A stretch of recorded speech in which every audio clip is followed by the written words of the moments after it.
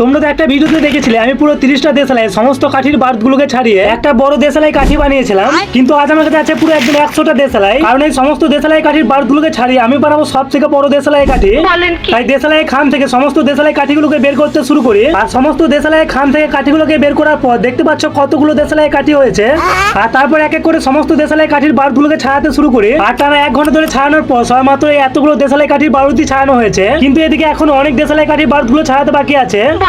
আর এই সমস্ত দেশালাই কাঠির বারগুলো ছাড়াতে যতটা সময় লাগবে তার থেকে অনেক কম সময় লাগবে ভিডিওতে একটা লাইক করতে। আর এরকম এক এক করে দেশালাই কাঠির বারগুলো ছাড়াতে তো অনেক সময় লেগে যাচ্ছে। আর তারপর আমার মাথায় একটা বুদ্ধি আসে, আর আমি অনেকগুলো দেশালাই কাঠি একসাথে ধরে হাতুড়ি করে বাড়ি মেরে ছাড়াতে শুরু করি। আর টানা 3 থেকে 4 ঘন্টা ছাড়ানোর পর ফাইনালি তোমরা দেখতেই পাচ্ছ সমস্ত দেশালাই কাঠির বারগুলো ছাড়ানো হয়ে গেছে। আর সমস্ত কাঠির বারগুলো ছাড়িয়ে ঠিক এতটা বারুদ হয়েছে। আর তারপর হাতুড়ি দিয়ে বাড়ি মেরে মেরে বারগুলোকে একটু গুঁড়ো করে নিই। আর তারপর সব বারগুলোকে একটা পাত্রে ঢেলে ফেভিকল আঠা দিয়ে ভালোভাবে মাখিয়ে নিই। আর তারপর বড় একটা কাঠি নিয়ে কাঠির মাথাতে কিছুটা দড়ি বেঁধে দিই। আর তারপর বারগুলোকে কাঠির মধ্যে লাগাতে শুরু করি। আর সমস্ত বারগুলোকে কাঠির মধ্যে ভালোভাবে লাগিয়ে দিই। আর ফাইনালি আমাদের তৈরি হয়ে গেছে সব থেকে বড় দেশালাই কাঠি। আর পরের ভিডিওতে এটাকে আমি আগুন জ্বালিয়ে দেখাবো।